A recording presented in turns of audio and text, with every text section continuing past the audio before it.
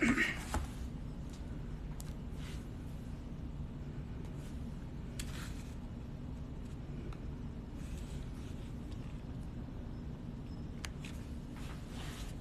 Ashley, hi Far.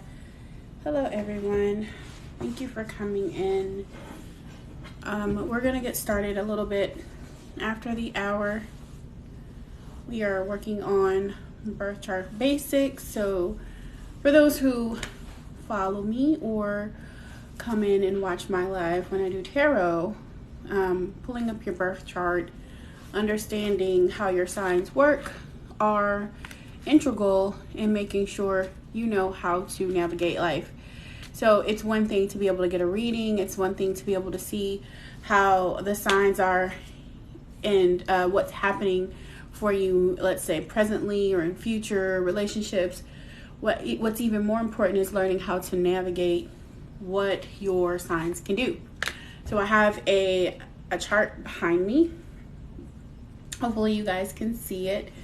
And this birth chart is just a sample. It's actually a charting of if someone was born right now at this particular time in life, what would they come in? What would their signs be?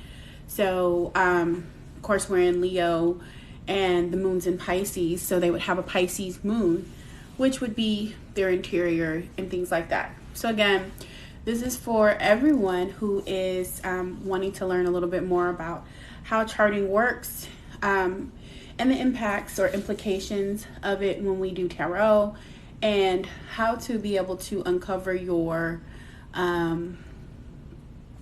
particular birth chart. So that way, when you get readings or if something doesn't align with what you feel, then it may not be relative to your sun sign, because you may have more degrees, or you may be heavily more impacted by your moon or by your rising. So that's what we're gonna talk about a little bit more today. Again, some background. I do tarot, so welcome everybody who is in. If you're not one of my regulars, welcome in, and thank you for joining today. We're gonna do a little bit of birth chart basics, and again, going a little bit. Oh, you're new. Well, welcome. We do this type of live on Sundays. We're working to make it a regular thing on Sundays. So again, the goal is to be able to help people understand how their birth chart works. I have a crazy sun, moon, and rising. Does that mean that you're a fire sign with a water sign and some air in your chart somewhere around there? Are you familiar with your birth chart, Cassandra? Hello, Eveson. All fire. Okay, all fire. Wow. Okay. So you came to get things done. Is it all one sign, all Leo, or is it a little bit of mix, or what you got going on in there? Oh wow, you got a little bit of all of them. Awesome. Welcome, Amy. I'm glad this is your first time in. What we're doing is going over some basics of the birth chart. Hi from Alabama. Okay, welcome, Shelly. Oh, welcome. So, again, normally I do tarot. So if you guys catch me in the mornings or in the evening and I'm reading, then usually that's one of the things I do. Or sometimes we'll talk about, we'll look at like different parts of your chart. So for instance, if you're coming in for love, we'll explore your Venus and see what that has to say, and we'll let spirit kind of show us how to go or navigate that part.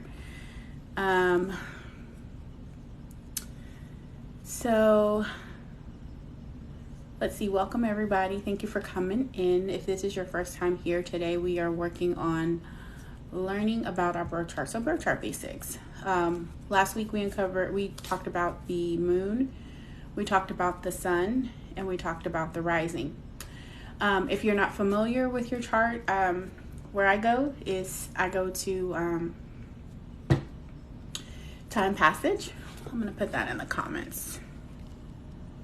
Let's see. Welcome everybody.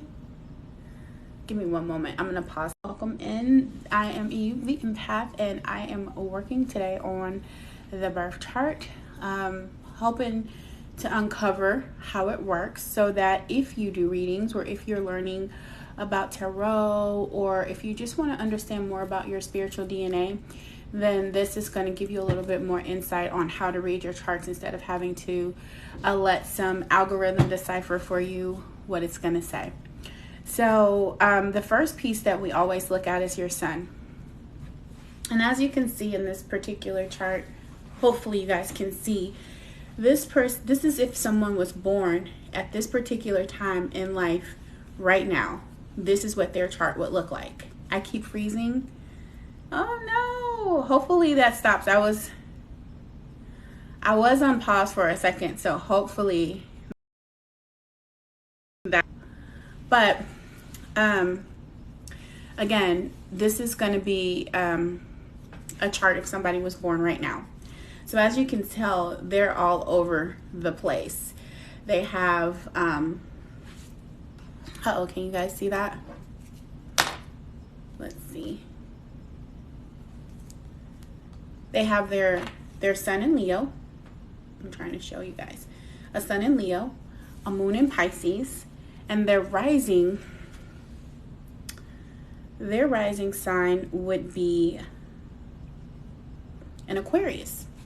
So this person would have fire as their main component, water as their internal component, and air as what they present to the world. So your rising sign is the mask that you wear. It's what people see you as, even though you might identify with your sun sign. And the air in this individual will mean that they're moving fast. So elements are going to be integral in how we navigate in our charts, right? And the moon is the most hidden part of us. It's the secret part of us. It's the part of us that nobody really knows 100%, because it's the things that we hide. Hello, Kay. Welcome in. Miss Alphabets. Thank you guys for coming in. I hope you can see the chart. I wish I had a better setup, but this is kind of different on this platform, so bear with me, guys. So does everybody have their birth chart available?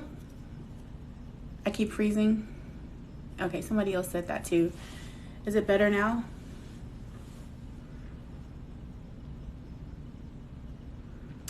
Is it still freezing? It's weird because it looks, okay. No for some, yes for others.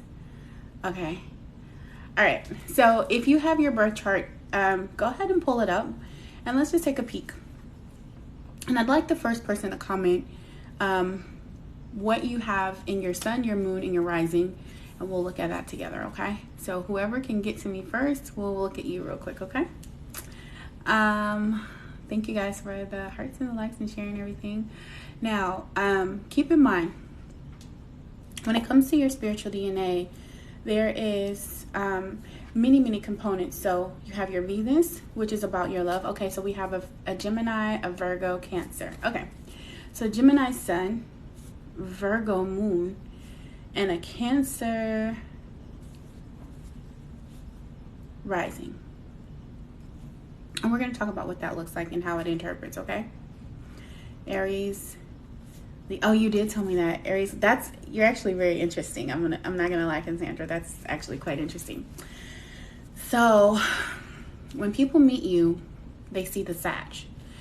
And we'll take it piece by piece. So Free Spirit and Cassandra, when we look at your rising sign, your Cancer or your Sag, that is the mask that you wear. So when people meet you, they may say, oh, you act just like your sun sign. But truthfully, what they're seeing is the part of you that you're really not willing to share. So it's a mask. The sun is, how do you find your birth chart? I get mine from Time Passage, and you do need your, you're gonna need your time of birth and where you were born, okay? Your sun sign is the part of you, or it's basically like your soul's journey. So what did your sun come to teach you? It came to teach you how to trust your moon. So your sun and your moon need to learn how to get along. Now, the rest of it is going to be, the other parts of it is going to be how you love, the lessons that you learn, and your spiritual journey. Your spiritual journey is going to be dictated by your Saturn, which is typically, or not necessarily your Saturn, but in your 12th house. Your 12th house is going to be your biggest part of expansion. Your moon is going to be how you can attract somebody that you really love, even though you might have a certain type of Venus, right? So Venus is all about love. And when we think about the planets, when we want to have love in a relationship, we would think about, well, let me look at my sun and see who I'm a match for. Well, in actuality, it depends on the type of relationship that you want to have. If you want to have somebody that's most compatible to you, you're going to attract with your moon, which is what your heart really desires. Your head, think about your sun is your head, your ego, that ego energy. And again, the mask that you wear is going to be your ascendant sign, right? The sign that was coming in at the time of your birth. No two people are the same. Every individual is going to be different. And the degrees that you have are what's going to make a difference. And we'll get to degrees later. That'll be another time. But just to keep it simple, keep it basic, we're looking at sun, we're looking at moon, we're looking at rising. Normally I have a partner with me, but unfortunately my partner couldn't be here today, and he has all of the nice little graphs and everything. So we're just going to do it from my brain. So does everybody have an idea of their sun, their moon, and their rising at this time? Yes, no, maybe so. Yes. Hello, Nelly. Welcome in. Hi, welcome. Thank you so much. Oh, guacamole. Not yet. Okay, so Henry, if you don't have your birth chart, you can get a free chart from CoStar. You can do time passage, but you will need your time of birth. If you don't know your time of birth, you can do a sunrise, which will at least give you a pretty accurate, pretty close of what your pathway will look like. When you start to learn how to chart, you'll be able to make decisions on, and we'll get to that another day. This is just again the basics. You'll be able to determine when it's time for you to switch careers. You'll be able to learn which cycles of the moon are best for you. You'll be able to understand when it's time to leave a relationship and when it's time to start. So for instance, on Monday, we were going in between, I believe it's Aquarius moon into that Pisces moon. So for those who have Aquarius in their charts, their Aquarius sun, as well as a rising, it was a great time for you to end relationships, in jobs and careers. That's what you can learn in your chart. Okay. When you think about Jupiter, that's going to be the planet of your expansion. This is how you obtain your wealth. This is where you make business decisions, investment decisions. So depending on those placements, that will determine what and how lucky you can be. Now, for everybody, you're not going to be able to have a whole lot of finances, and that's not a bad thing. That's just the path that you took when you decided to come to the planet at that particular time. However, there are cheats, and when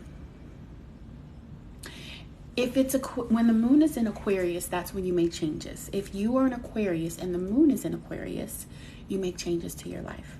So you can change jobs, you can change career, you can change like partners, routines. If you are wanting to start a new routine, it's also a good time when you have Aquarius in your chart, and like say for instance your sun, your moon, or your rising, and the moon is in Aquarius. So there's multiple parts. You have to know your charting placements, but you also have to know your moon cycles, because that's what you're working with. It doesn't matter about the sun. It takes the sun a whole year to come back to the time that you were born, but the moon is cycling every 30 days. So it's going to touch those planets a lot sooner, and it's up to you to make those changes, okay? You can go to CoStar, Henry, or you can go to Time Passage. Either of them will allow you to see your birth chart and see what's in place, okay? Thank you, Livy, for joining. So, when we look at the moon, I'm going to tell you what the moon is able to do for you, okay? Hello, Shan Beauty. Thank you for coming in. We are working with today the basics. No, what I'm saying is your Jupiter is where your expansion is. So it's the planet of luck. It's the planet of finances. So when you're wanting to have a boost in your finances, or if you're wanting to see when finances will flow for you better, because if you haven't paid attention to your life, you'll notice that there's times when money seems to be kind of tight, or things aren't going right for you. And then there'll be other times when things are just kind of smooth sailing. Well, you can attribute that to the moon as well as Jupiter. Jupiter is going to always be about your success. It's all about your expansion, things growing for you. If you're a gardener, for instance, and it's time for you to plant seed, well, that's what you put in the ground, and that's your crop. That's what is blooming for you in your Jupiter, so your expansion, okay? So let's get to the moon. And specifically, I will tell you both what your moon means and how that impacts your life, okay? So since we have you both as a example, I have a Leo moon and a Virgo moon, which is actually pretty good, because we have Earth energy, and remember, and then Leo, which is fire energy. Now, Cassandra, with your particular moon sign, that means that when you make decisions, you typically do it quickly. It's a fast moving energy, and if you're not doing it quickly, you should be. You should never ponder too long on your decisions, because that's when you'll make a mistake. You guys are the people that hold things down. You're steady in your energy. You're grounded. You're stabilizers.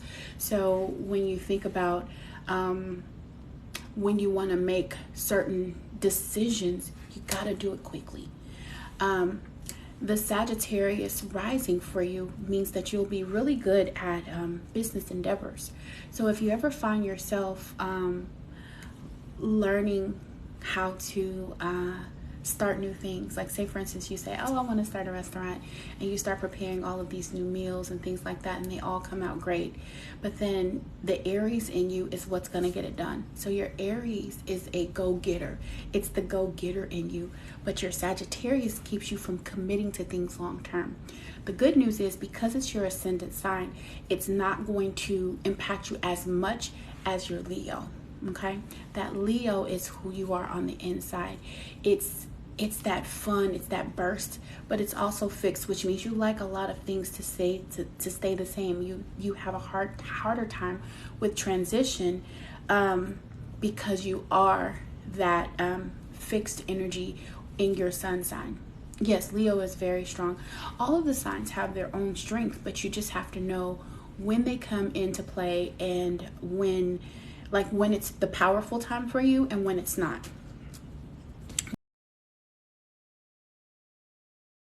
I think I just froze.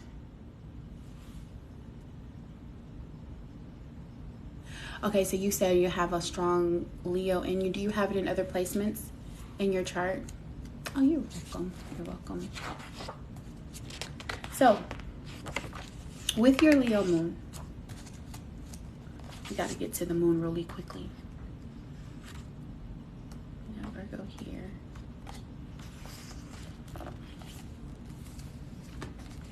So when we look at your moon, and I'm gonna have to put my glasses on, y'all, because I can't see. It says, when people are born with the moon in Leo, a spot chance to enjoy themselves, their eyes light up just like a child. They are quick to suggest new ways to have fun. Unlike those with moon and other signs, they tend to draw attention to themselves and encourage others to join in.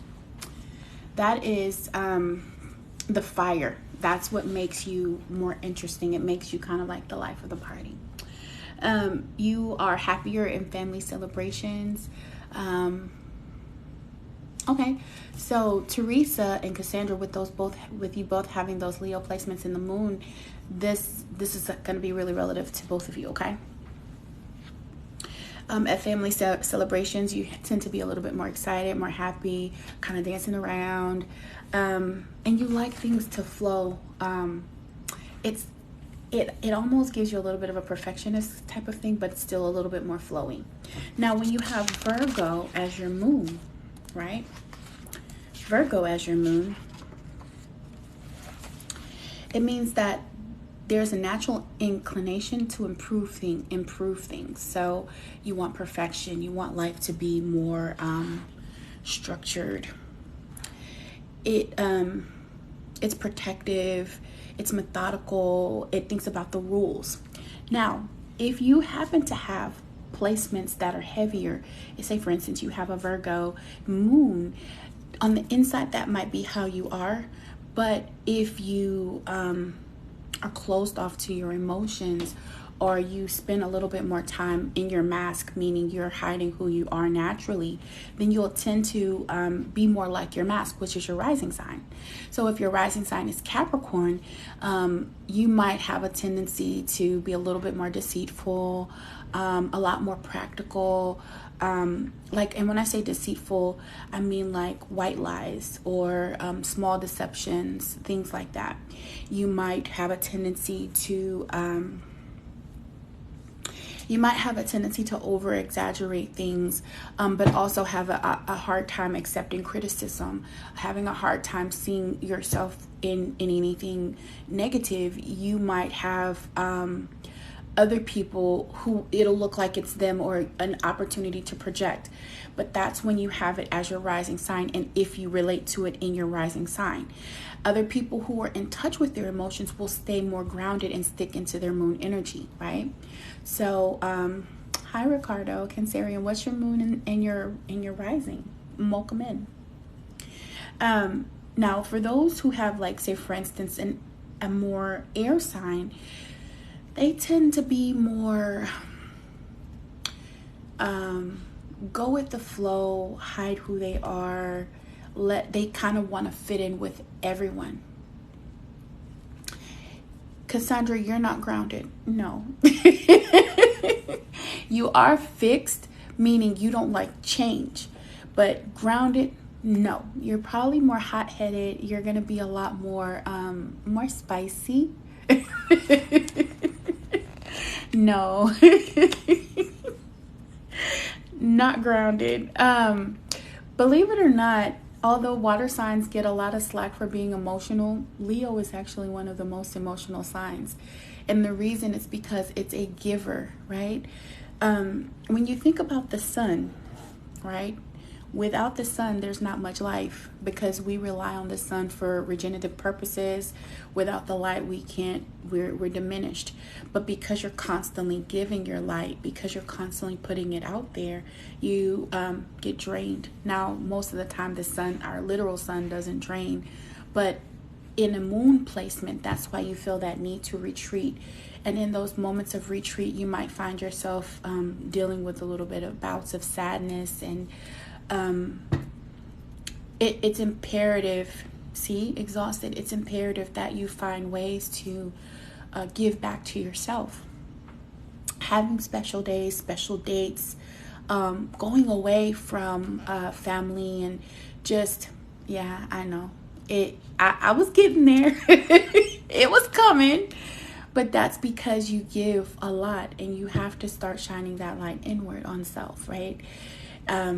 As the sun is a giver of light, remember the moon is a reflection of its brightness.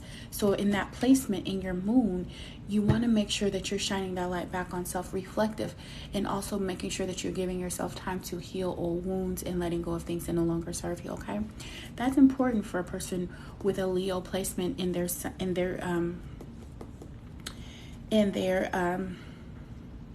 moon.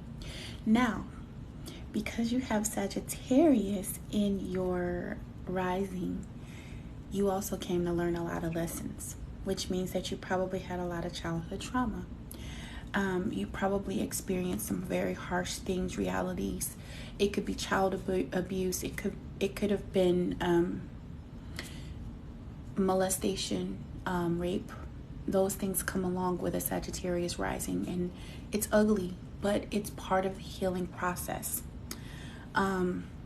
And people don't like to talk about it, but when you're able to take that moon energy and shine it on that rising energy, you can actually become a very strong advocate for people who have been abused. You can become an advocate for people who have had to overcome those types of obstacles. The downside is, if you don't shine that light and you stay in a darkness in that energy, then you become a martyr. You become the kind of person that will feel victimized perpetually, which will then impact you, and you'll start attracting more of that into your life. So especially if you have more than one Sag placement, Sagittarius is with a rising have a tendency to deal with childhood trauma. Okay. So we got rising and then your sun. Hello, Earth Empress. Welcome back. You have 3 placements. So yeah, you came to learn some lessons. You have 2 placements. Okay. Sagittarius in a couple of placements can be indicative, especially if one of them is the rising of karmic lessons. The more placements you have, a few more lessons that you'll learn. Like, for instance, if you have Sagittarius in your Venus, you could sometimes feel Uranus is an interesting planet. But we're not going to talk about Uranus today. We're working on the sun, the moon, and the sun, the moon, and the rising. So, but please come back on Sundays, because we're really gonna go down the rabbit hole and learn more about this stuff. Okay. And the reason is because, again, once you understand your spiritual DNA, it allows you to make adjustments and changes in your life. So Virgos, people with, you said I can read it, it's right here. Yeah, it gives you a good synopsis, but it doesn't tell you how to change. It just tells you what it means at this moment in someone else's perspective. The beauty of tarot and the beauty of learning your chart is that you take your interpretation and it's personal to you. So you get the information, you learn where your placements are, you learn what that means, and then you interpret for your soul, because your soul's journey is going to be unique to you, okay? Always keep that in mind. And when you get readings and when you go to tarot readers and you get like any type of information from those who get that type of vibe, make sure it's relative to you, because not all readers read the same. Not all readers can tap into all energy, meaning you might be able to feel people from an earth perspective, but you may not be able to get them on their soul level or in their Akashic records. And all of that plays a part. So your spiritual DNA talks about all of it. It talks about your lifetimes before. It also talks about what you have, what you came here to learn and overcome. Look at your Chiron and it'll tell you what your weaknesses are, those pains. So it's a lot of information to uncover. Now, looking at the Virgo energy, again, is going to be more grounded. So when you have earth placements in your moon, you have a tendency to be a little bit more grounded. Of all of the signs, Virgo is one of the most grounded signs. They have both a nature energy, the nurture and the nature, but they have a hard time bringing those together. So typically what you'll find if you're a Virgo is that you either struggle with being super affectionate and wanting to nurture the world, or you have a nature attitude and you want to protect, you want to give to the world. So you'll find that like you want to give to the homeless, you want to work in the food banks, you want to make sure if your family's in need, you're going to take care of them, you're going to send them a little extra money on those bills. But if they go in to reach for a hug, you might back up. Or if they want to kiss you on the cheek, you might look at them sideways, because it's a battle between what I want to feel and what I am able to give. That's for those with the Virgo in their chart as a moon placement. Also, you have a tendency to want to be, you like to see perfection. See, the earth signs are about what we can obtain on this planet. So grounding is essential for you, because your survival techniques or your survival skills come into play super early. So if you notice that you have Virgo placements, then especially like in your moon, in your sun, in your Venus, you'll want a partner that's equally stable. Your stability means a lot to you. Capricorn, remember what I was telling you now, with the Capricorn, they have a tendency to have a little bit of deceit in them. Capricorns are very good go-getters. And again, they're going to chase the bag. it doesn't mean that they're going to chase it for themselves. They may not actually chase someone else's bag, meaning they want to be stable, but they don't necessarily go get the stability themselves. They may partner with someone who's going to offer them some stability. Okay. But again, that's typically in the rising sign, and also sometimes in the sun. What you feel on the inside is misunderstood. As a Capricorn, it's got that double energy because it's also passionate. When you think about what devil means, it's hot, right? It's fiery. It's scary. So there might be struggle between risk taking and fear. Two ends of a spectrum. Somebody who's too afraid to move, or someone who's going to risk it all. You might see that they have issues with gambling. You might see that they have issues with drugs, but that's also indicative of a Taurus. Taurus energy also has some of that as well. Earth signs, like I said, tend to be grounded, but their focus is to provide or have a stable environment. Now, keep in mind when you're looking at your chart, depending on these placements and depending on it's okay, welcome back. I'm glad you're here, Miranda. That's Doe. Is that Doe, dear? Is that right? If I'm Because they changed the names on some of these, I'm trying to make sure I remember everybody. But I think, okay, I thought so. It looked like your picture. It was Doe. I remember. So, dear, I remember. Okay. So, when we look at our signs, especially in our sun, moon, and our rising placements, that's going to give us, dear, go ahead and get your chart, because we're talking about placements of the chart and how they impact us. Well, Bianca, is it Bianca? What we're doing, see the chart behind me? It's just what we're doing is just learning how to read our chart for ourselves. So that's what this class is about. I call it a class because it's a learning session. So we what we're wanting to do is allow everybody the opportunity to understand what their chart looks like. For us to uncover it and go through it and read it takes a lot of work. It can be done, absolutely. But if we give you the tools, you can go ahead and get it done a little bit, right? Sometimes we offer readings like that, but those readings cost a lot because we actually take a lot of, it takes a lot of time to go in and uncover and look at each piece. So it does. It takes a lot of time.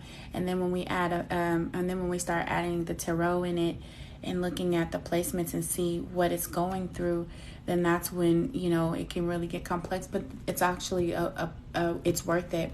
Let me follow you and we'll be in touch. Okay, Bianca? Hold on. Let me follow you. There we go.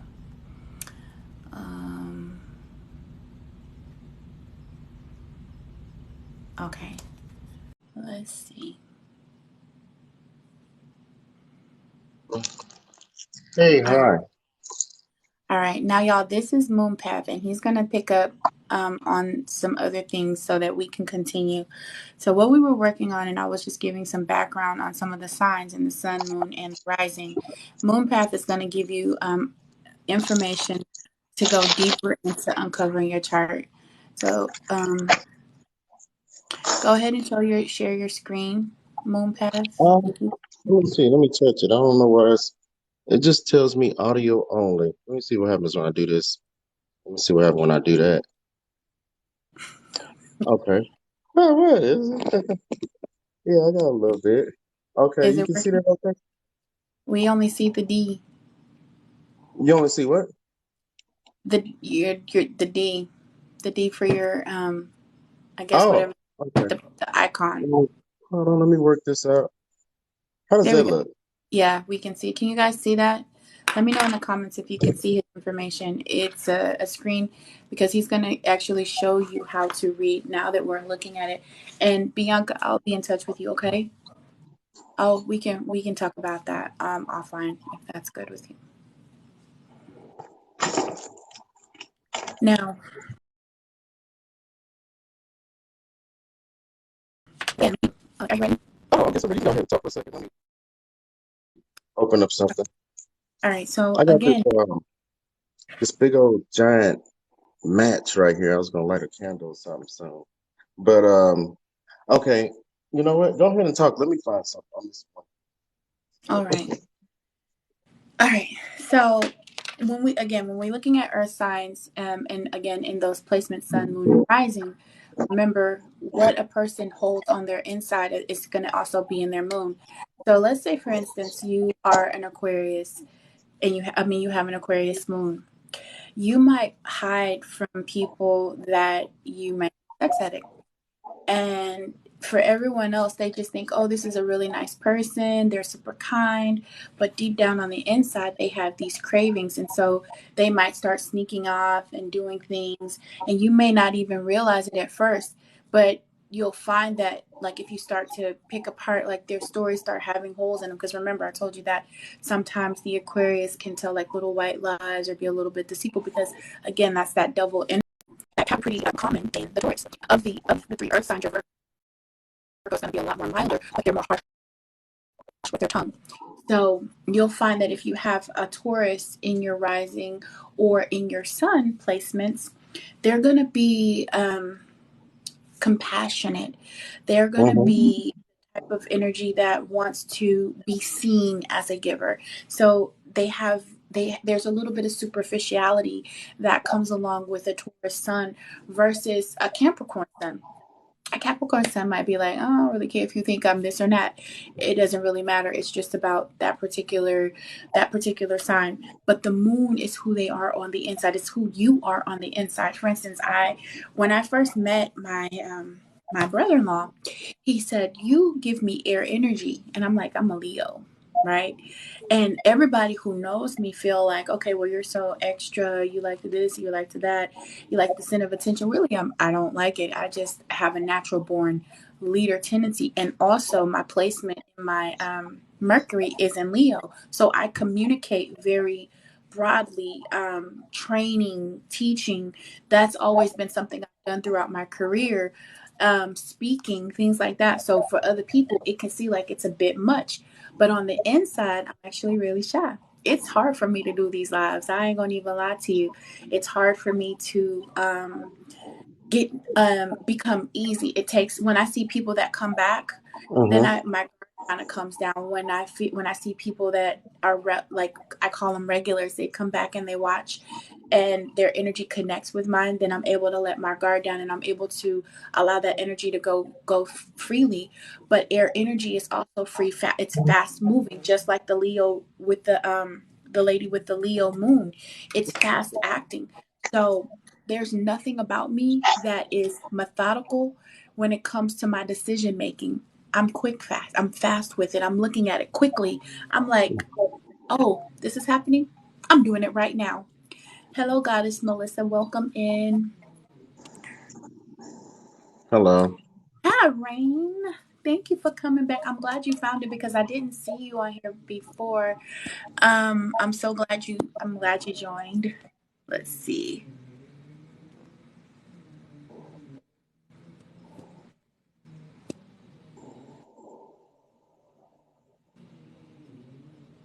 You use CoStar. Okay. I'm just reading some of the comments, okay?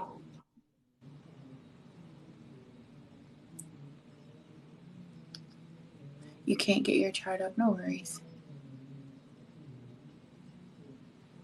You know what? Maybe we ought to make a video one time using one of those apps, CoStar, Astro Dennis, or Luna, and Mm, show people how they can use the chart and actually interpret it.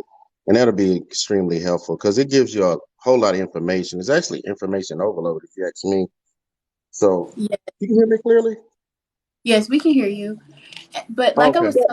was telling, I think Cassandra on here that yes, it does give you a lot of information, but once you start to learn your own placements, your interpretation is so much better because you can actually see what happens in your life and make the connections, and then you can make the adjustments. So once you learn the basics and once you learn how to uncover your chart, you can actually start to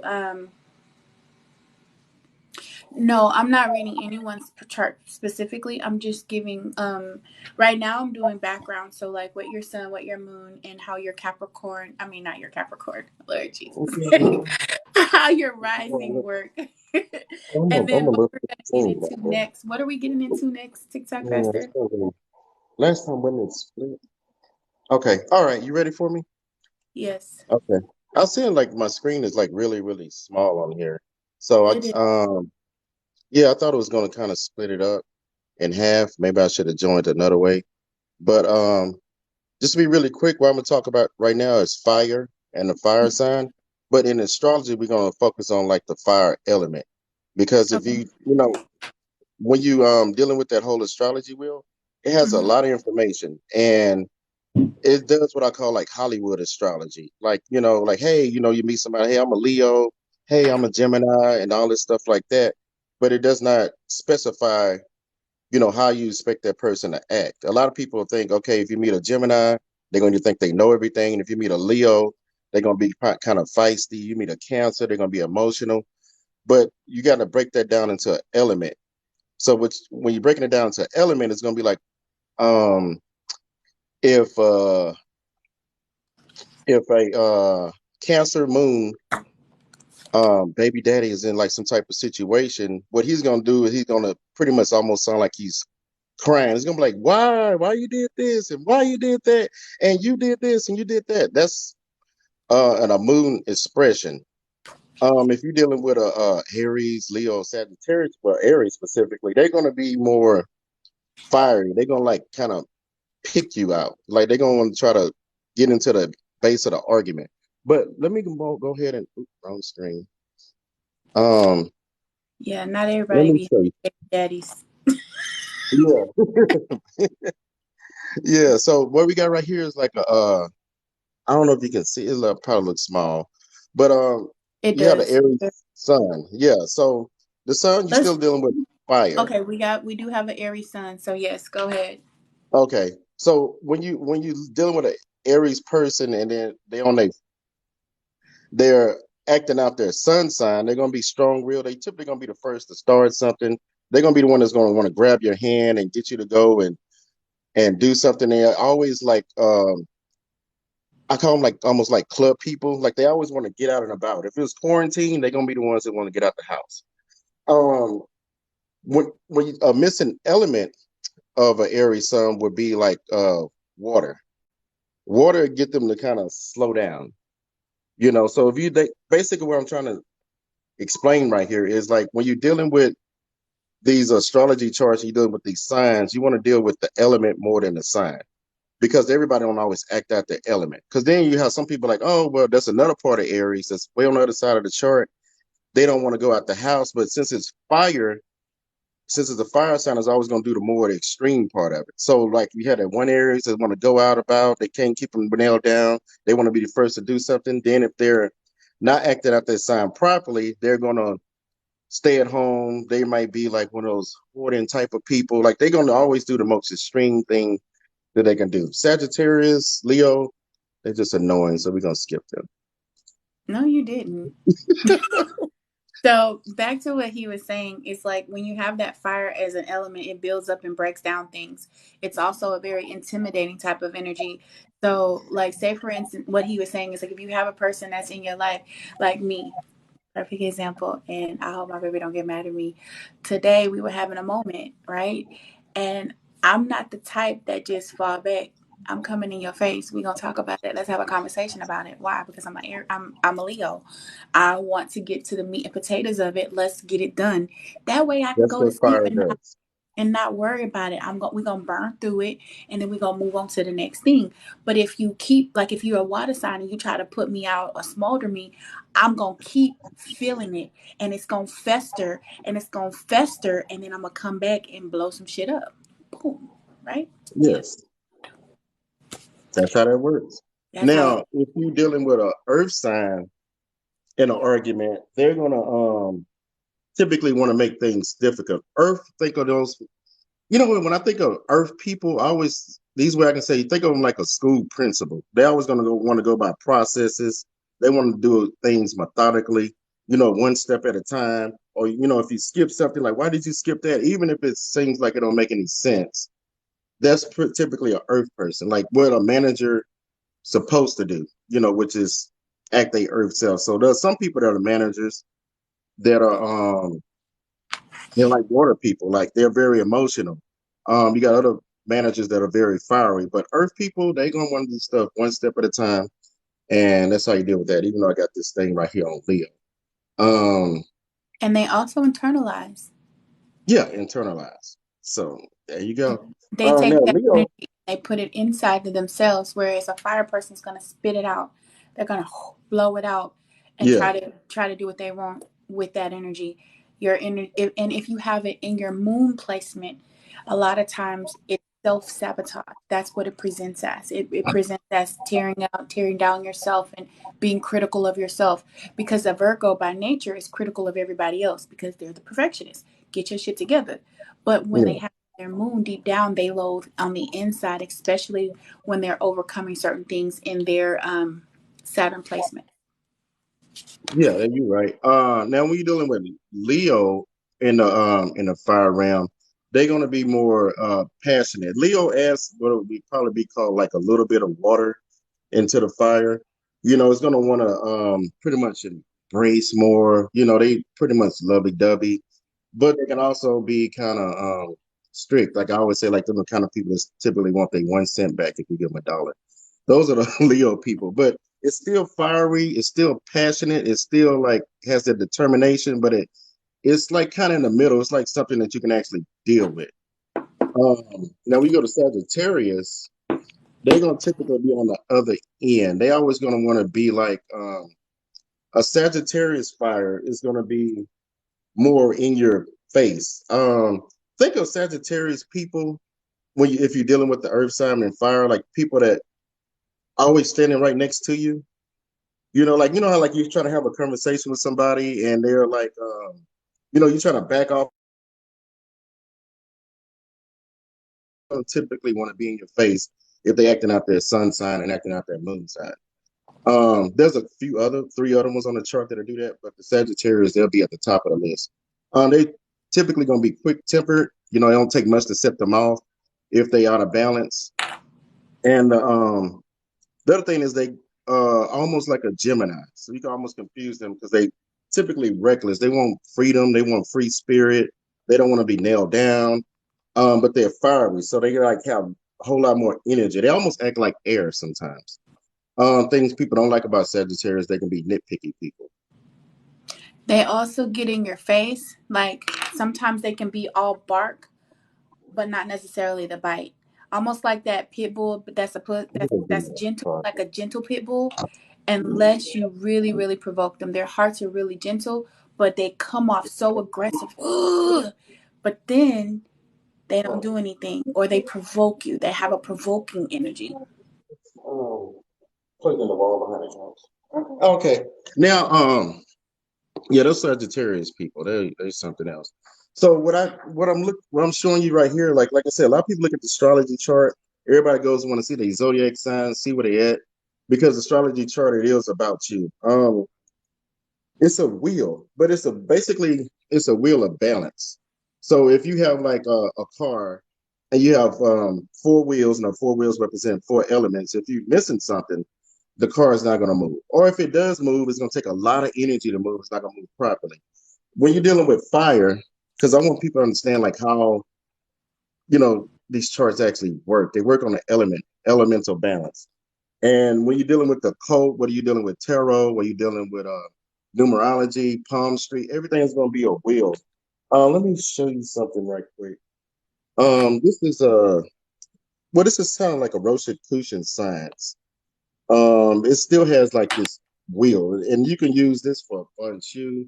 You can use it for voodoo. Like it's always going to be a wheel when you deal with a code 360 degrees of everything. But fire, in order for fire to burn, you need oxygen, heat, or fuel. When you're missing any one of those things, it's going to be out of balance. Now, Mhm. you're probably going to be wondering, like, why? I'm teaching about a fire triangle in astrology, because if you don't know yourself, this crap is not going to work. All it's going to be is just a whole bunch of fun of people talking about a bunch of different personalities. Now, if a person doesn't have enough, if a fire sign doesn't have enough earth in their chart, what's going to happen is they typically going to want more material things in order to make up that balance. Those are going to be the people that's going to want a whole lot of cars, going to want a whole lot of money.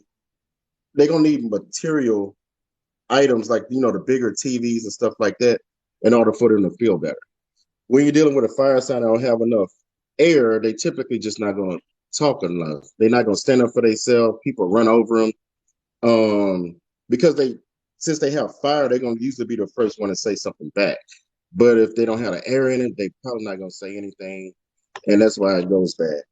And then if you have a lack of a fire person, don't have a lack of that has a lack of fire, then they just not going to have no inspiration. It's going to, almost be like extremely depressed, or have like depression mood type moods, probably like almost like every 9 days. So I'm gonna show you like where to start if you want to fix your astrology chart. You're looking at the wheel. It has a bunch of symbols and planets and all this stuff in there. But if you look on the farther on the inside, these are called houses.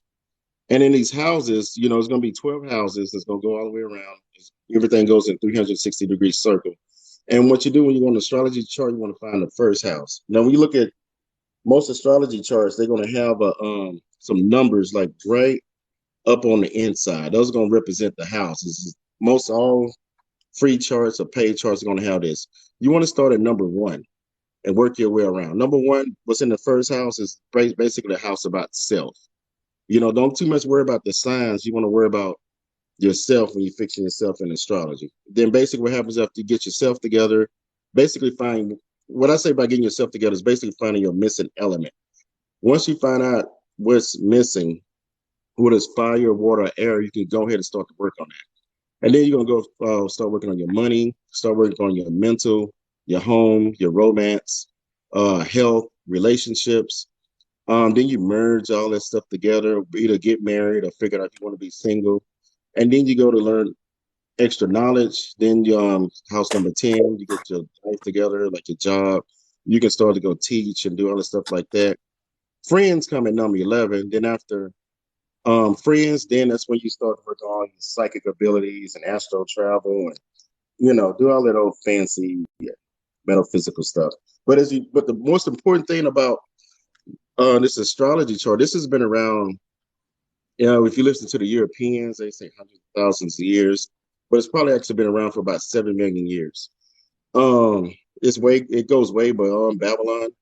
But the thing that intrigues me the most about this house chart is like it says, work on yourself first, and then when you get to number 11, that's when it starts talking about having lifelong friends and family. Because what happens is when you're working on this stuff, once you get yourself together, a whole lot of people are gonna stray away from you. Yeah, they're gonna say like, what you doing? You acting different. I don't know you. Why you being funny like that? And then once you get money, that same thing happens. And then once you get number 3, it's like start to socialize a little bit. People are gonna fall off once you get your home and your romance and your health. Like you're not gonna have the same once you start this journey. By the time you get to the end, you're not gonna have the same friends and family and associates. And that's why a lot That's of people fall off. that's if you decide to do that, because not everybody who gets and again, everybody has their own special Let me fix something. DNA, but it all depends on how much you truly want to get to know yourself. So that's why everything all revolves back to that first house, which is your house of self. And then from there, you decide to branch out. And as you learn and understand the different components of your individual spiritual DNA, like I like to call it, then that's how you can make adjustments. Like, say, for instance, you only want to get to the money because everybody has their own top. And depending on your top, if love is your top, then you might skip the funds, you might skip the education. There might be some components that you skip and say, you know what, I'm only going to focus on this. And sometimes what happens is because you skip those, what are the numbers in the house? Each one represents a different It's part of your. 12 houses. Go ahead. Yeah, it's 12 houses. Like I say, basically start with self. That's going to be the one you want to start with. Regardless of what your zodiac sign is. The reason we focus on the moon because that's your inner self, and that's like extremely important. Because whenever time you meet somebody new, you only meeting their mask. You only meeting somebody they want you to meet. If you meet a guy or a girl, regardless of gender, they're gonna be who they want you to be. It's like when you make a phone call and you like, you talk to your friends like, hey, sit your butt down until you clean the kitchen. You're like, hello, thank you for calling Comcast. This is Jenny speaking. How may I help you? That's a mask. That's not the real person. That's not how Jenny really is. Jenny is just being social for money or being social for love. And I'm gonna give you one secret that in the cult that they talk about that they don't ever tell people. You're not gonna find it in Google. There's only two things that the human desires, and that's pleasure and pain. That's really it. You can always put something in the middle, but it's really only pleasure and pain. So when they feeling good, they want others to feel good. And if they feel pain, they want to issue back out pain. That's really it. So it's when you get out there in a cult, and if you dig into it, where you dig in religion or not, it says as above, so below. So all these gods and goddesses, everybody wants to go out and seek. If they don't like you, they're gonna kick you to the curb, or they'll bound you, or any of that stuff like that, because you don't know yourself.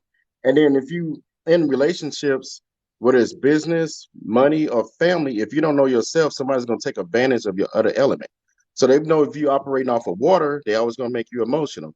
If they know that you feisty, they're gonna operate off another element, or always make you feisty and make you overdo something. Then it ends up being your fault that you started the argument. So everybody's always going to hack your missing element. So if you don't know what your missing element is, you're always going to get taken advantage of, regardless of the 12 signs of the zodiac. But to go back to what we were starting at, and basically what he's saying is that as you uncover each piece of this, like, and because we're kind of going a little bit ahead, each class we want to build upon something, right? Precept upon precept, precept upon precept. So starting with your basics, your moon, your sun, your rising, gives you an idea of understanding how your basic makeup is, right? And then from there you learn your houses, so your first house, your second house, your third house, your house of self, and how each one of those play a part, and your elements, and if you have a lot of fire, if you have a lot of water, if you have a lot of earth, and where those placements are, what that means for how you're going to progress in life.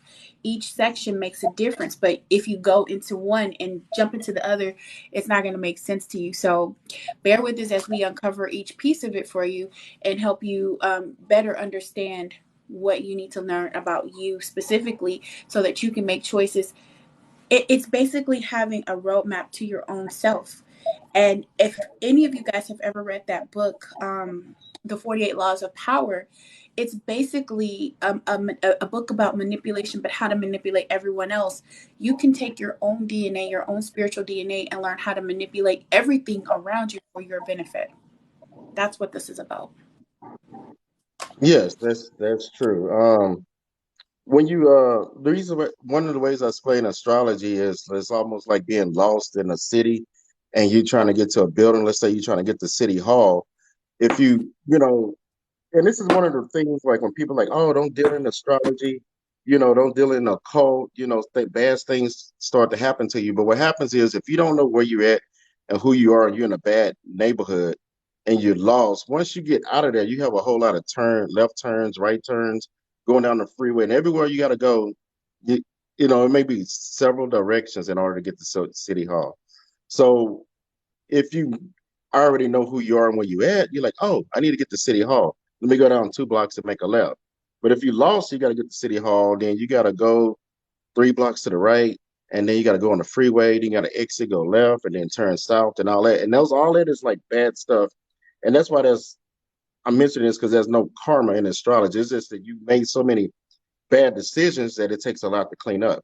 So if you learn this astrology, learn your roadmap, like, okay, and wake up the next day, like, all right, I'm going to start it myself. You still had all those bad decisions that you made yesterday that you got to put in the proper place. And that's why this wheel has the directions that you should go. So one of the questions was, is my sun, my sun, my moon, and my rising, are they all in my first heart house? The answer is no. Um, Everyone's chart, remember, the first thing is your spiritual DNA is going to look different. So what I have in my first house may not be my sun sign, or what you have in your first house might be your Venus. It all depends on what time you came to this planet and how the planets were aligned. So for the chart that I pulled, that's in the background, that's pulled up, right? In that particular instance, it's Sun in Leo, and it's actually, hold on. I remember one of my astrology teachers was talking about astrology. He said he did a reading for someone. And there's a thing in astrology called like a grand trine, where all your planets and your moon and the celestial bodies all placed in a specific place. And it puts to me like you're extremely lucky, you may be rich, or you have all these psychic abilities, you probably reincarnated. But when he gave the guy the reading, the guy had the reason he came to have astrology reading because he had a whole lot of bad luck and he was, going into homelessness. And that's when he started like, hey, you can have all these planets placed in all these spots, but if you're not using the energy correctly, you may not get that luck or you may not get that boost from the moon. So the reason we talk about the three, because those are the most important. And the guy that taught me this is basically that's what he separated. Basically, know how you operate. Once you know how you operate, then behind you got like a lot of those red and blues. Those are connections to the planets. It's called aspect lines. Those are basically energy that's sent into each of those individual houses. But when you're working on this, um, you're it's possible that the sun and moon also could be in the house, but it's basically when your natal chart works when you was born, what was on the east, where the sun was on the east and what zodiac sign and what your moon was. And so but when you look on the chart, it'll pretty much tell you, place it in each individual house.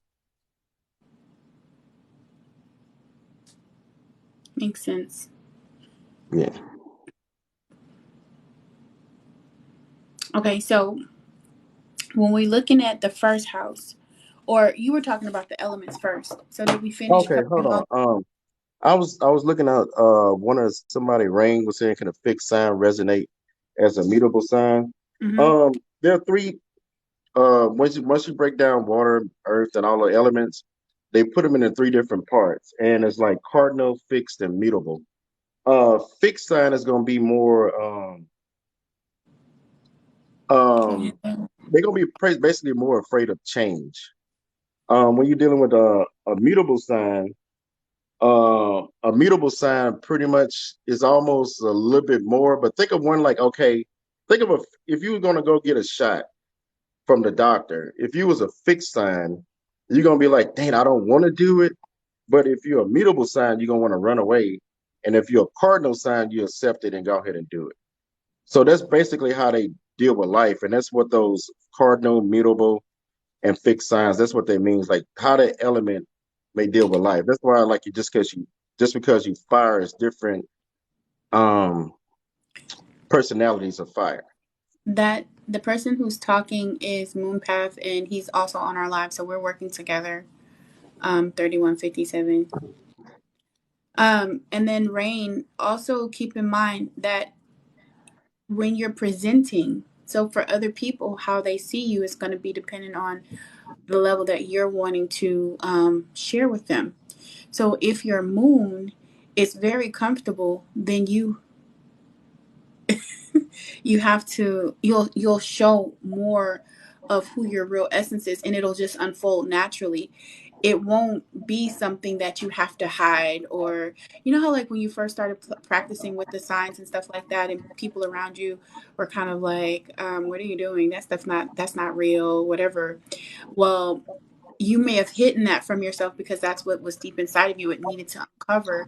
But for other people, it's just like they didn't care. They're just very open with it, and that's just that part of their sign. It could be their rising that's presenting, and if their rising is mutable, then they yes may present mutable. Um, you said you're a what? You're a Cancer. sun. What's your moon? What's that symbol? I don't remember that symbol. Let me move it. Hold on. Have luck with that. That's usually open and interesting.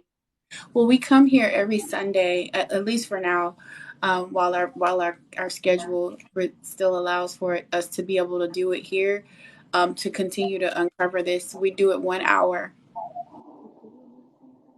Hmm? I'm No, I'm answering. okay. You were doing your shadow work.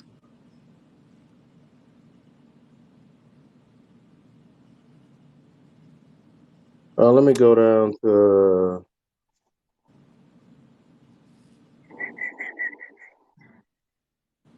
Shadow work is the uncovering of or discovering what your triggers are and learning how to shine your own personal light on them. And it could be very, very painful. Um, it's a lot of times it's, and you'll uncover that most of that comes from your Saturn because that's your biggest place. It lasts in your sign the longest, and it's also the most important in. Um, it's one of those things that you want to expand. So Okay, I'm gonna do one for this. Rain. She says, I think that's Capricorn. What that signal is. I mean, that symbol is. It's pretty small for me. I don't know why they don't make it like a whole lot better. Because I've been trying to study Vedic astrology, quantum astrology, Egyptian astrology. And everybody got like a little different symbol, but they all still have that basis. It was just they draw it yeah, different. Yeah, it's still the same, but they draw it yeah. different. But Now, the when only you go thing with Vedic is that they have what Rahu, the moons. They have two different parts of the moon, the feminine and masculine aspect of it, and they move yes. up. I think about 10 days. So Oh, she if you said present, Leo rising. I thought that was Capricorn. My mistake. That's why I said something out loud. Okay. I think If you're she's a dealing, Leo. Leo yes. with a Leo. No, it's I can't tell. A Libra. She said she resonated with Libra, but I don't see Libra. It's She possible. just quoted in here and said Leo rising. Uh, okay. So if the moon is basically rising in Leo, typically in astrology, that person to have like what they call a strong personality. Some people call him a bully. Um, person in Leo pretty much have a lot of gossip surrounding them, or a lot of drama, things like that, and that has like a lot to do with a old. A lot of when you're dealing with like the old stories of all the planets and stuff in astrology, when you're dealing with Leo, it's always in some type of battle. So that's how they end up coming with that. Um, One of the self help things that you have with Leo is what do I remember. Even though they're full of fire, they're pretty much proactive. They're still like a starter person. And as far as careers and what they talent to go at best would be like speaking on behalf of somebody. So it'd be like speaking on behalf, like if there was a lawyer or a social worker or something like that, because that's where that drive and determination of work out the best. Go ahead. It's funny that you say that because Rain's on one of the readings that we did. Because I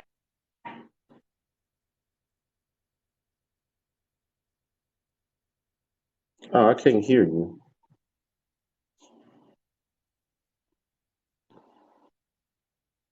to give like information for somebody who was getting a reading while I was doing a live reading, and then Rain also said she started asking questions about the deck because she was like, "Is that the right deck?"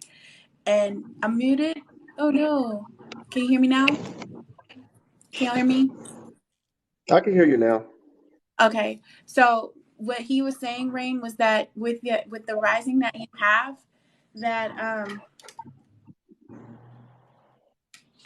it sounds delayed. Okay, with the rising that you have, I think it was the Leo rising, that you actually come off as like a teacher, or you can come off a little bossy, or somebody who can show or educate, right? And I was saying that it's funny because really that actually happened on one of my lives.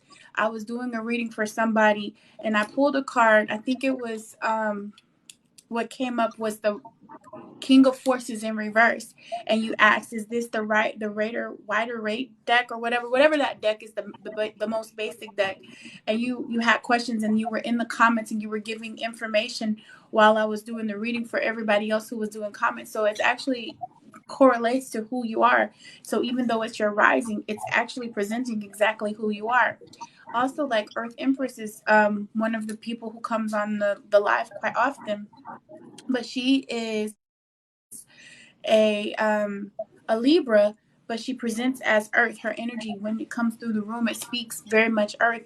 So while you might feel like you resonate with a Libra, in actuality, your strength comes out even when you're in the questions and when you're giving advice and you're pointing directions like, hey, go here to get your information. This is what you can find. This is what I'm learning about, and you pass it out. So that teaching element, that giving element, that powerful element is actually showing up in your writing. Go ahead. Yeah, yeah. So basically, like since Libra is an air sign and the moon is fire, and the moon is the emotional energy. So basically, the fire is being used to free people. So because you got all the air, you can basically you know get people out of for being bound. That's why I say like something like a lawyer, a social justice person, but you're using that air from the Libra zodiac sign and have the fire behind it in order to speak farther than normal. Almost like what politicians supposed to do, something like that.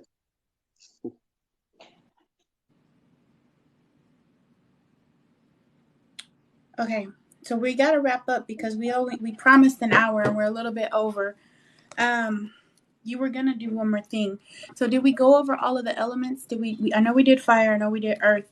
Did we I touch just on water focus on and air? fire today because other than that, to do earth, that's a whole nother thing. So I just focus on fire.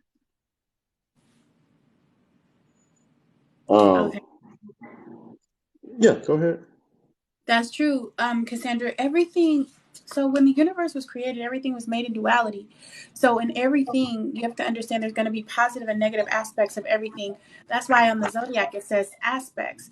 So you at any given moment you can pull out different parts of your chart and allow it to come out. But it's the planets that are closest to you, so your sun, your moon, and the rising sign that you're going to usually most resonate with because all the other planets are further around, are further out. It takes a while for them to come back into the solar system, for them to circulate, and for you to pull that energy through.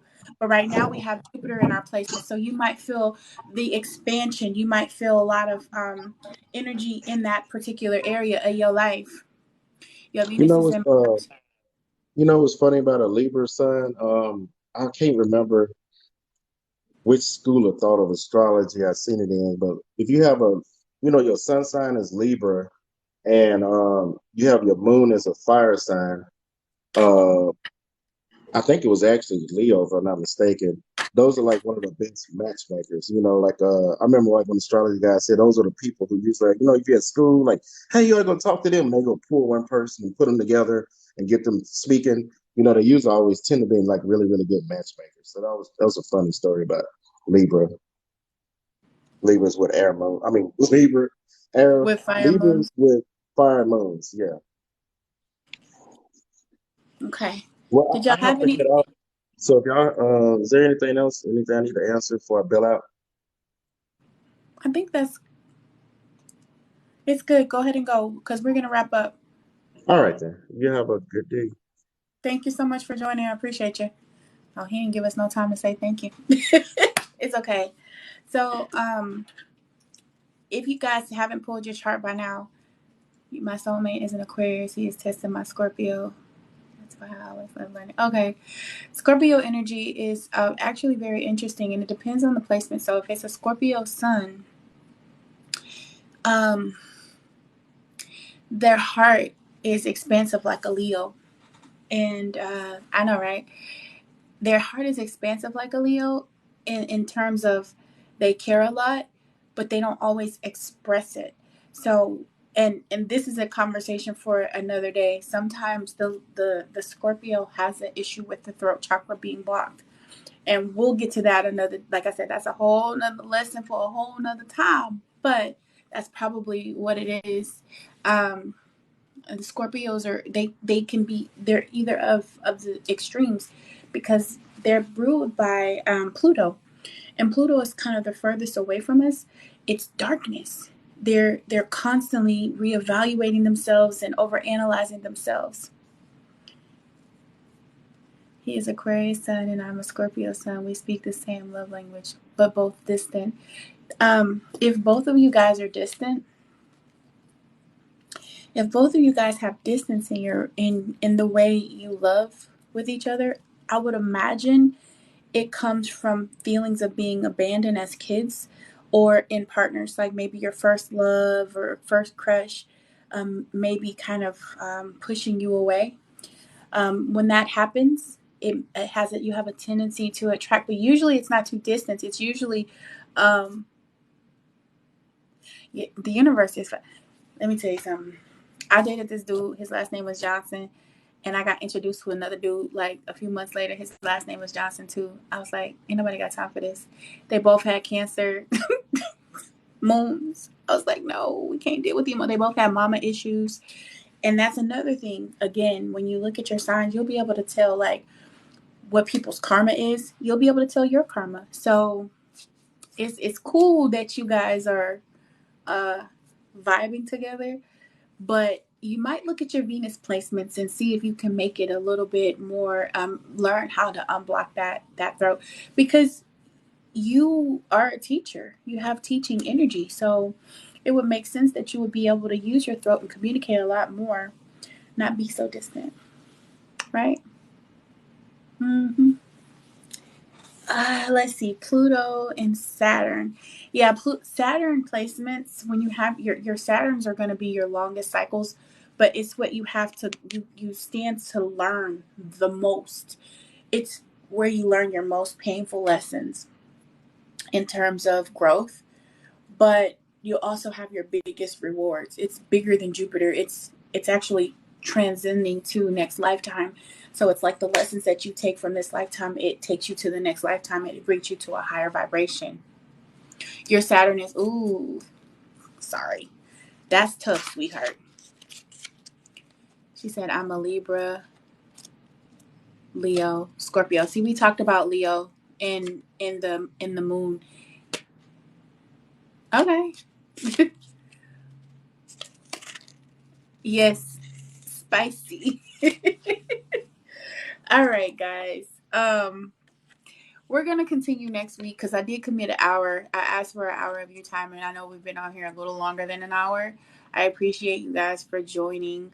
If you don't have your chart, or if this is your first time coming in, please bring your chart next time so that you can look at it, take a picture of it, blow it up, and as we go through the different signs and the different placements, you'll be able to kind of understand you a little bit more. Um, you have a soulmate who is Libra sun, Scorpio moon, and Leo rising. Okay, Libra. Wait, ain't that somebody on here? That's somebody else on here too. We're gonna pick up again tomorrow on moon days, but it won't be our lessons. It'll be my regular readings. So I'll do my general readings for everybody. And so hopefully you guys will come in. I appreciate you. I enjoy you guys for being in my lives. I really, really do. Everybody has soulmates, Cassandra, but that Leo energy is on pause right now. I'm going to just be honest with you. It came out in the cards last week. If you wasn't on my live, Leo energy, if you got that Leo energy, your relationship is on pause at the moment. Okay. Don't feel bad. It's on pause for me too. And I keep getting mad because I keep getting told it's coming. It's coming. And I'll be excited. I'm like, oh, it's coming. I'm ready. I'm ready. And they be like, but it's slow moving. Bitch, I don't want no slow moving energy. I want it now. You said you don't. Well, I don't want that one. Which one you don't want? Oh, you have one, but you. Oh my God. Okay. Cancer energy is interesting. Yes. The latest ex. Okay. What is it that you want in a partner?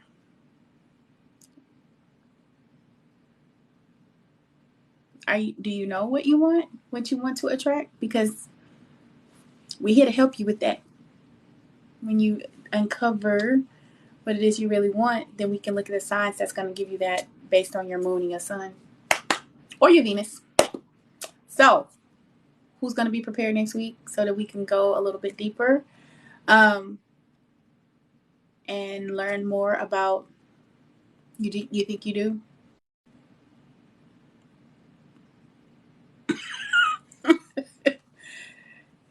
Ah, maybe.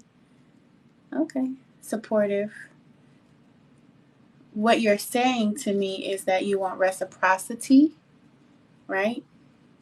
What I'm feeling intuitively from you, Cassandra, is that you want a relationship that's equal give and take, because you tired of these people that's half-assing it with you, that present one way, and what you're attracted to is their rising, not their moon.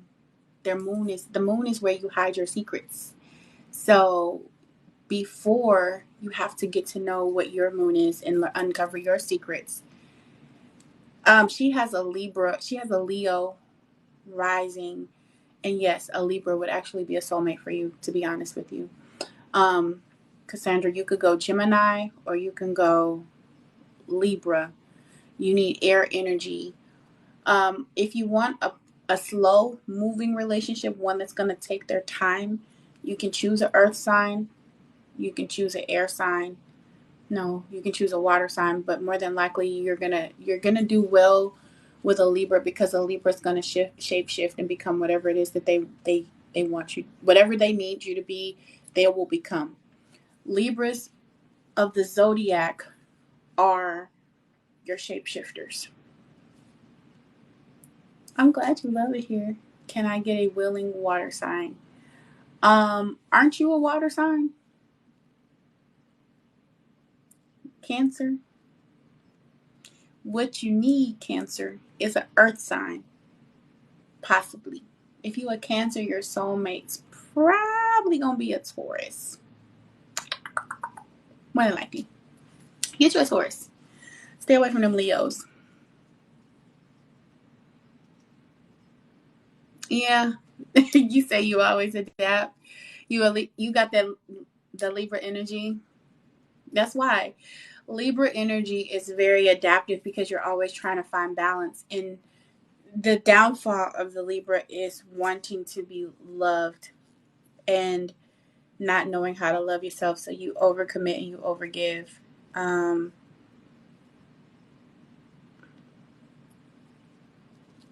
the best sign for a Libra with a Pisces moon. If you have a Pisces moon, you move slow. You want things, yes, people pleasers. Yep, absolutely. That's exactly right. But it's it's usually you're usually a people pleaser as a Libra when you don't have safety, when your parents are addicted, like alcoholism, drugs, abuse, or if it was a big ass family and you didn't get a chance to get that proper nurture because you people please because you really just want people to give it back to you. That's all that is. If you have Pisces as a to be honest, Aries and Pisces actually pair well because the Pisces in you can be quite lazy, but the Aries is a go getter. The only thing is that the Aries have strong extremes, so they go from highs to lows, which means that if you can't, if you're out of balance in your Pisces moon, then you will have a tendency to fight more. You have to find internal balance. When you find an internal balance and the Aries has internal balance, y'all will pair well together. It's hard to overcome it because I definitely did my Leo be doing the most. What's your Leo's moon time? Because it's probably that part of you that you can't touch. Um, yeah, that's what that is.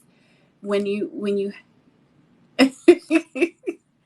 yeah, it's the Pisces, especially if you've been hurt. It's the trust. when you heal yourself as a Pisces, you're actually one of the most sweet signs, but there's a little bit of deception. It makes sense, but you actually resonate a lot with Earth Empress. You resonate a lot with your Earth energy. So you could go Sag, or you could go with you. I'm feeling like if you could actually do Capricorn, even though they lie sometimes. I'm sorry for the Caps that's on here. It is what it is. You can actually go Cap if you're okay with giving up a little bit of control. If they're a Cap that is, if they're a Cap that is driven and they do the work, then you can actually do okay with them. But you all fire. You and that Earth ain't gonna rock together with all that fire in your chart. You don't have nothing to balance it out. That's why y'all don't get along. They do love money, Capricorn. That's why I say everybody can't be with a Capricorn, and they do lie, but they gonna get that bag. That's one of the first things I told you. Earth signs are gonna carry. They gonna catch that bag first. If you really want them to go, all you got to do is cut them loose energetically. They are great business partners. And they probably won't cheat you in business. They might cheat you in bed, but they may not cheat you in business. Capricorns.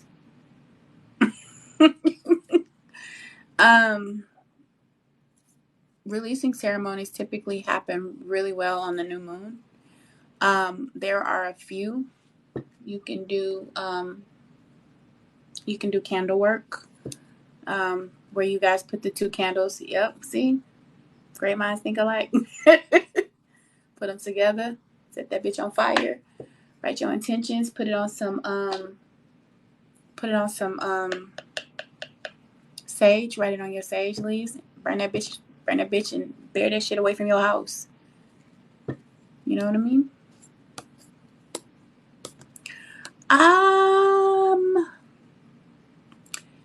And you're a Libra with an Aquarius. Look, Aquariuses are independent, and what makes them hard is that, you know how like most people put a wall up behind their heart? Next to a Pisces, nobody puts a wall up bigger than an Aquarius, because they are a very self-sufficient sign, and they quick to tell you I don't need you, and to show you, even though deep down they really, really do want to be with you. So if you learn how to communicate the same way, you can do a candle, you can burn that candle, two ends. You can use black to ward off any negative. This is not a spell lesson, y'all. That's not why we here. We here for other things. But since you asked, yes, use the candle. You can do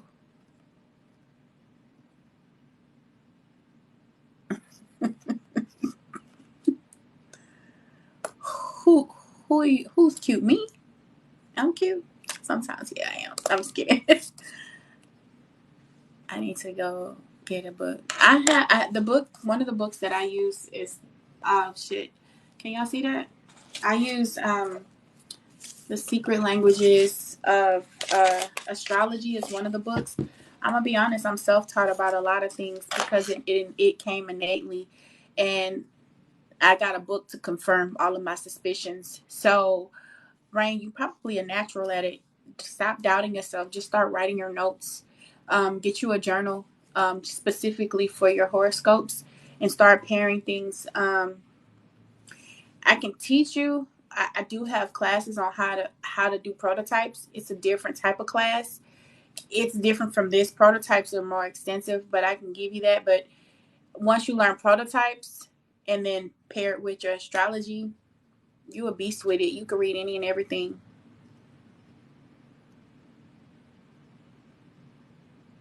Okay. Well, another day, another dollar, right?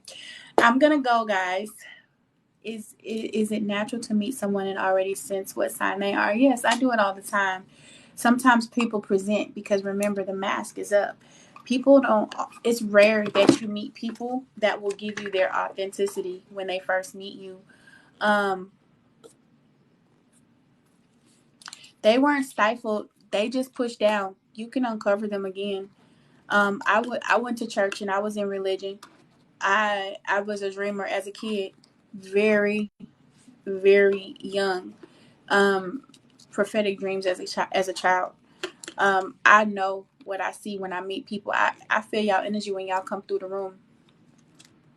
Yep. Sometimes you can. Sometimes they present one way, but they be hiding. Because remember, the moon is deceptive. And if they are a water sign, they are also very deceptive. Because think about the depthness of the water and all of the things that's hidden in there. There is the inability of water, the covalent bonds in water, it makes it nonpolar, right? And so it flows and it doesn't stick, which means that I can mask things just like a Libra, especially if you have Cancer or Pisces in your moon. Your moon is to hide things and it only shows you when it wants to. It exposes what it wants to. So a lot of times people will present one way. They don't always be that way. Me and water don't mix, or earth.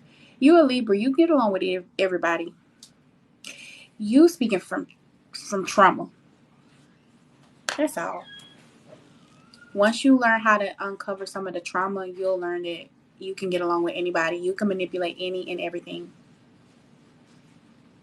Origins? Okay. Do you know that the best relationships start from friendships? When you have great friendships, you can actually build better relationships. But relationships go salty because relationship internally is salty. Libras have a hard time loving themselves. Learn how to love yourself. You'll get along with everybody. Truly, you really will. Origin. I wrote that down. I'm gonna look it up. I don't watch a lot of TV. I spend my time doing this. This and lives and reading and driving Uber and work. My life is consumed.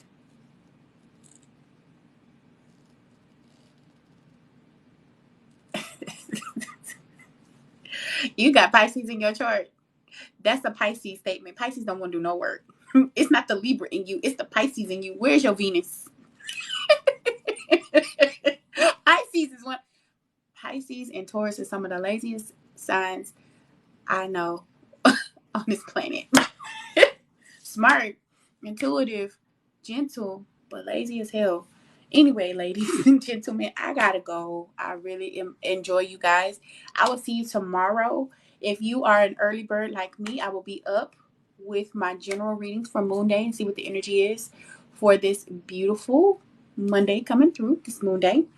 And we will resume next Sunday. Same bat time, same bat channel. Somewhere between the 5 and 7 o'clock hour. I'm trying to cut them down.